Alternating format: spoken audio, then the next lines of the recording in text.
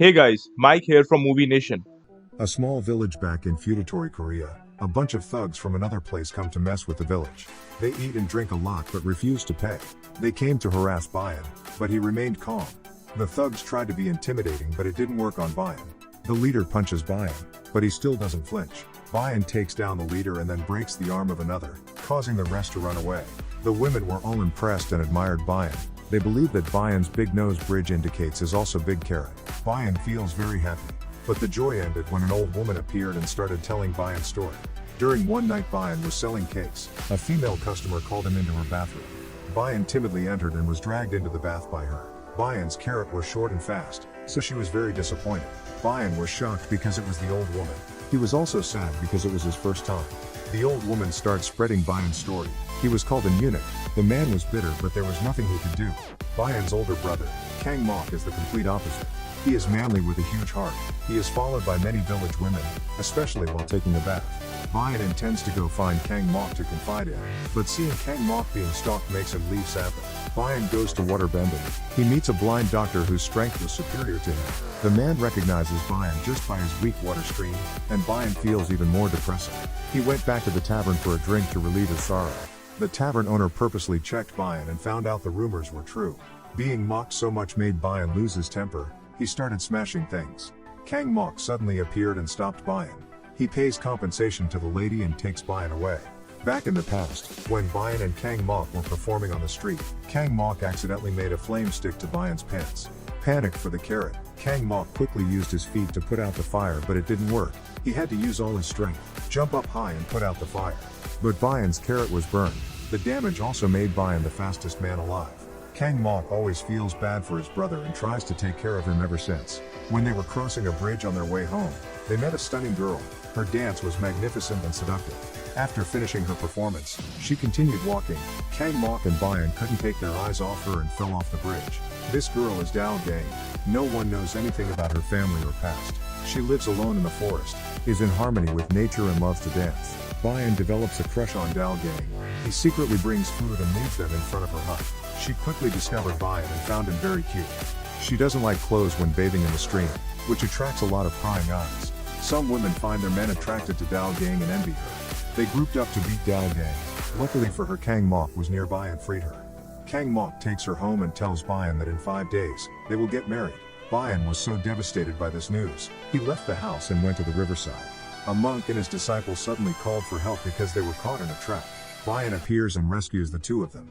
The monk just looked at Bayan and immediately called out the young man's insecurity. He decided to repay the favor by giving Bayan a solution. Many years ago, a middle-aged widow had been extremely alone for 30 years. She brought a bottle of wine to an ancient shrine to pray and express her desire for a man. The genie unexpectedly gave her his nose. The woman did not know what to use this for. She asked, "What is the use of this?"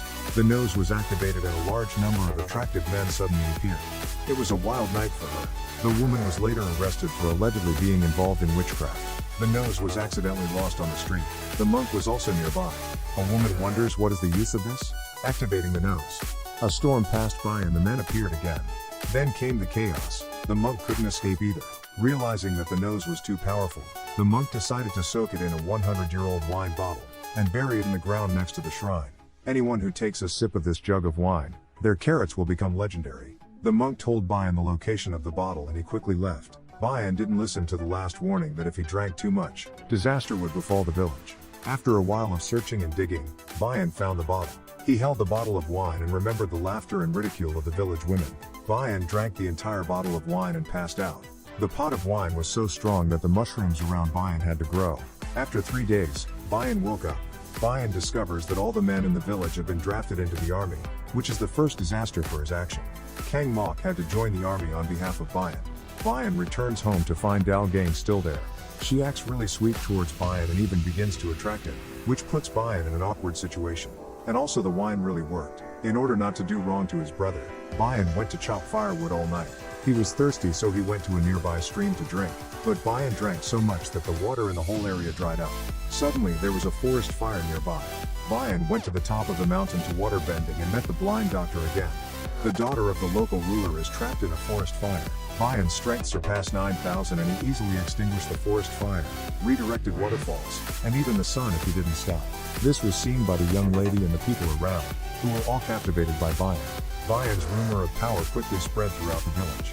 He has a fan base stalking Bayan playing shuttlecock with a leg. He then turns around for a trick shot and all of them subscribe to his OnlyFans. His fan base even composed dances and songs for Bayan. He then goes back to his selling cakes business. The women start trying to seduce Bayan, but Bayan thinks his carrot is too dangerous and turns them all down. They even went as far as to set up a trap to kidnap Bayan, but he escaped. The tavern owner is confident that she can seduce Bayan and break into his house in the middle of the night. Bayan dodged at first, but tonight was a full moon night. The power of the genie was out of control. The tavern owner achieved her goal. Other women started to line up in front of Bayan's house with exchange goods, and his services are all rated 5 stars by all customers on Amazon. Bayan also earned a decent fortune. He realized that these things were not as good as he had imagined. Post-carrot drain clarity. The person Bayan really loves, Dalgang, has grown sad and mad at him. The lady returned to tell her father and Bayan was taken away. The ruler is competing with a prince from the west about carrot's durability. Bayan will be brought in to compete. The actual competition is simple. Whose carrot can hold up more dumbbells will win. The opponent looked so intimidating that Bayan was overwhelmed. The man was able to hold 3 dumbbells at once. Everyone was so shocked. Bayan's turn. He had a lot of trouble when the second dumbbell was put on. Young lady has no choice but to use her superior skill. Bayan's strength rose. The dumbbells were kept stacking up. Bayan's result was 11 dumbbells, an absolute victory. Despite the great merit, Bayan did not claim any reward. He just asked for his villagers to be discharged from the army early, and asked about Kang Mok's news. Unfortunately, Kang Mok's unit was lost in a battle, and the man is dead. Bayan sadly locked himself in his room, and his village was suffering a severe drought, which also made Dalgang fall ill. The blind doctor came to examine.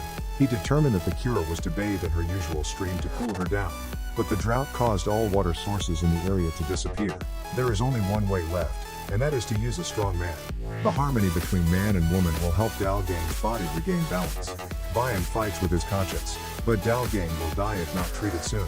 In the end, Bayan decides to replace his brother as Dalgang's husband. Dalgang is still acting normal after that, but Bayan is filled with guilt. Bayan's customers received unnecessary bonuses, and at this time the village men also returned. As the drought situation worsened, the monk was brought in for consultation. He realized that the bear god, the god who ruled this land, was angry and caused this land to be in drought.